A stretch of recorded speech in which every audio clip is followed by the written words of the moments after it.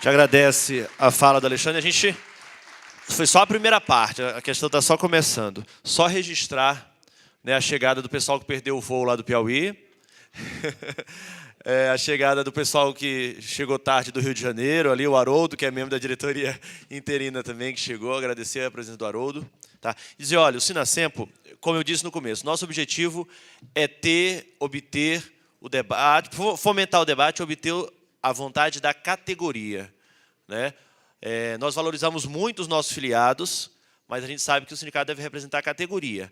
Mas isso não impede, fica aqui nosso convite, o pessoal está ali na frente. Quem quiser, desde já, se filiar ao Sinasempo, as fichas de filiação estão aí, tá? Para a gente continuar o debate, eu vou convidar agora, como a gente fez, só para a gente manter a equidade, né? Como a gente começou com o modelo atual e depois veio o subsídio, agora no segundo bloco a gente vai inverter. Tá? O primeiro a debater vai ser o Marcel Barbacena, que foi indicado pela comissão do subsídio, e em seguida a gente passa a fala para o Renato. Tem um problema? Como é que está? Então tá, olha. Então não vamos inverter mais.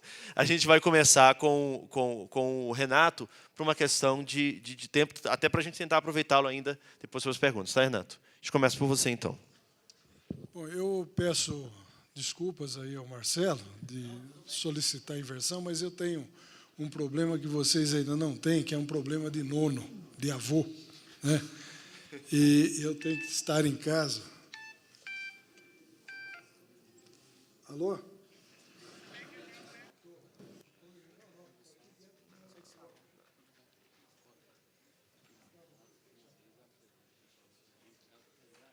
É a nona. Bom, mas eu gostaria de agradecer ao Roberto a oportunidade de participar desse debate e parabenizar aos palestrantes que me antecederam, o Paulo e o Alexandre, que ambos expuseram muito bem os seus pontos de vista. E esclarecer que o Torquato Fernando Lima e o Renato Palomba são dois ex-auditores da Receita Federal aposentados. E nós compomos uma pequena comissão de 5 ex-auditores aposentados que se encarregaram de elaborar um paper para subsidiar, basicamente, as ações que tramitam na Justiça, procurando reverter aquilo que nós denominamos a abdução de direitos adquiridos. Então, a nossa posição é uma posição mais difícil. Nós vamos defender a minoria, né? Nós vamos defender, no caso da Receita Federal, 3% que perderam com o subsídio. Não perderam em termos nominais, como eu vou mostrar aqui, mas perderam, porque nós estamos financiando aqueles que tiveram um acréscimo com o subsídio. Mas, inicialmente, isso já colocamos para o Pedro de la Rue, que é o presidente da nossa entidade, para o Jorge, que é o presidente aqui do sindicato regional, nós não temos uma posição contrária ao subsídio. O subsídio, ele vem dentro daquilo que a Constituição, a reforma administrativa, procurou criar como carreiras de Estado. E o subsídio é uma forma, uma liturgia de dar, conforme bem ressaltou Alexandre, uma posição bastante destacada a essas carreiras de Estado e, por isso, tem que ter uma remuneração distinguida das demais, né? O nosso problema é que a Lei 11.890, quando ela foi implantada, e foi citada aqui pelo Paulo, criando aí o subsídio para diversas carreiras, ela desmistifica essa questão de que o subsídio é pago em parcela única. Isso é uma mentira, isso não é uma verdade, né? Tanto é que eu mesmo recebo o subsídio e uma parcela complementar. E tanto é que ela, em outro artigo, diz que os servidores da ativa que ocuparem funções comissionadas continuam recebendo a parcela das funções comissionadas. Então, isso é uma ilusão, é uma inverdade dizer que o subsídio é pago em parcela única. O José Afonso, um grande constitucionalista, ele diz que o subsídio, e ele faz um bom histórico do que é o subsídio, porque o subsídio foi criado para remunerar agentes públicos e não para servidores públicos, né? E era pago numa parcela fixa e outra parcela variável. E aí veio a reforma constitucional e diz que o subsídio é pago em parcela única.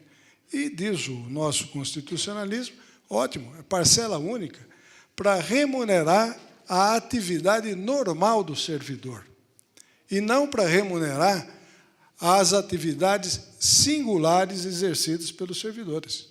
Tanto é assim que a própria lei ela excepcionou aqueles que permanecerem ocupando funções, eles continuam sendo remunerados, né? Então, o que acontece?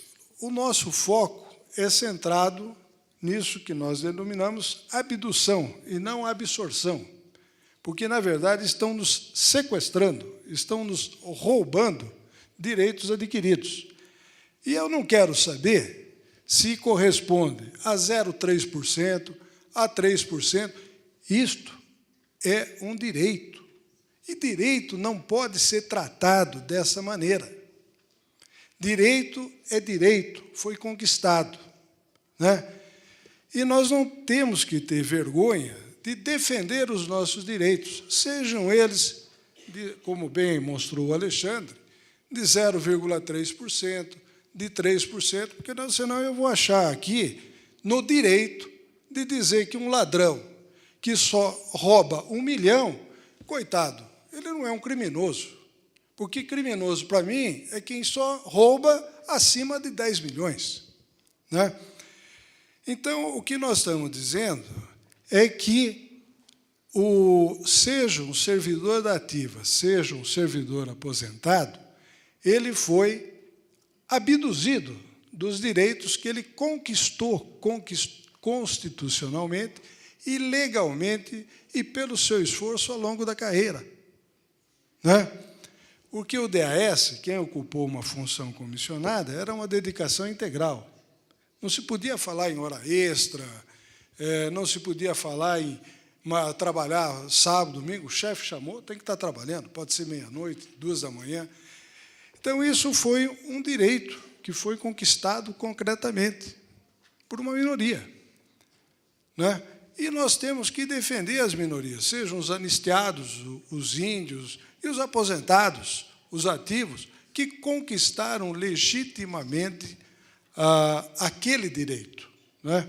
Se entraram numa justiça, eu não posso ter um processo meu que está em tramitação, em apreciação, que eu posso até perder, mas sendo simplesmente extinto por uma lei.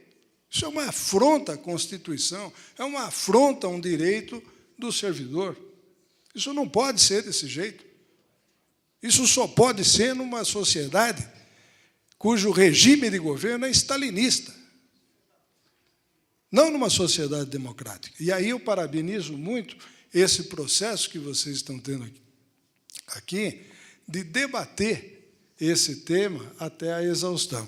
Então, vejam, a carreira da auditoria da Receita Federal, o subsídio ele foi muito bom. Passados 3 anos já de implantação completa do subsídio, nós temos aqui o ativo, né, nós tínhamos uma defasagem, porque o aposentado não recebia a GIFA igual ao ativo. Então, o subsídio acabou com essa disparidade, que já está sendo ganha na Justiça. A própria Associação dos Auditores de São Paulo já ganhou, que não poderia, no passado, haver essa distinção. Então, nós tivemos aqui aumentos para os ativos do subsídio, nesses 3 anos, da ordem de 44%. e para os aposentados de 81%, porque eles ganhavam 50% da GIFA. Então, para quem exerce atividade normal, o subsídio ele é muito bom. Ele ouve, ele prestigia, atende aí essas colocações que o Alexandre colocou, né? Só que para aqueles que exerceram essas atividades e já tinham um teto, um patamar, eles perderam exatamente esse valor, 81%. Perderam como? Não em termos nominais. Perderam em termos de reajuste. Nós deixamos de ganhar e estamos sem qualquer reajuste desde 2003. E mais, nós temos ainda um estoque que vamos ficar sem reajuste por um período que ninguém sabe quanto. Isso também fere um direito, porque a Constituição manda ter um reajuste. Então, por que esse tratamento desigual? O princípio constitucional é da igualdade, né?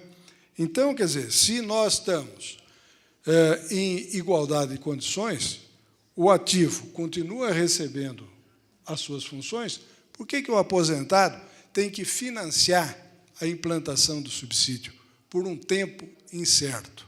Isso fere a paridade, que também é um preceito constitucional e que se buscou aqui. Então, a única explicação que se tem para o que se fez com o subsídio no Executivo foi a de criar um subteto, que, como bem demonstrou o Alexandre nas suas planilhas, ali fica claramente definido que esses 3%, no caso da Receita, tem um subteto, que é inconstitucional e ilegal, porque não tem nenhuma lei, nenhum artigo da Constituição criando um subteto, né? Então, quer dizer, o nosso posicionamento é exatamente esse, nada contra o subsídio. Nós temos contra a abdução de direitos adquiridos. E isso aí é perfeitamente sanável, como usando o exemplo do Alexandre, e dispensando o meu aqui, que o teto ele serve como um patamar que vai amenizar essa evolução salarial. Então, nós estamos realmente lutando para readquirir esses direitos, não num posicionamento contrário ao subsídio, mas um posicionamento contrário ao sequestro de direitos que nós conquistamos. E como diz o articulista, quando ele defendeu aquele anistiado que está ganhando R$33 mil no regime geral da Previdência, por que um aposentado que lutou a vida toda, trabalhou, se esforçou e ajudou a criar esse país aqui, a desenvolver esse país aqui, ele tem que ser desprezado e jogado e desrespeitado? Então, esse é um ponto que eu gostaria de trazer à discussão, porque é muito importante, e eu vejo que vocês estão tentando harmonizar diversos interesses, diversos conflitos. É importante respeitar aquilo que o servidor ganhou, incorporou, decorrente de uma única coisa: o seu trabalho honesto, competente e leal ao Estado brasileiro. Isto não pode ser suprimido por uma lei inconstitucional como essa Lei 11.890. Isso vocês têm que lutar, e muito, principalmente no âmbito do judiciário. Nós não temos o direito de dizer, não, porque ele é velhinho, porque ele já está de cabelo branco, careca, ele pode ser desprezado, né?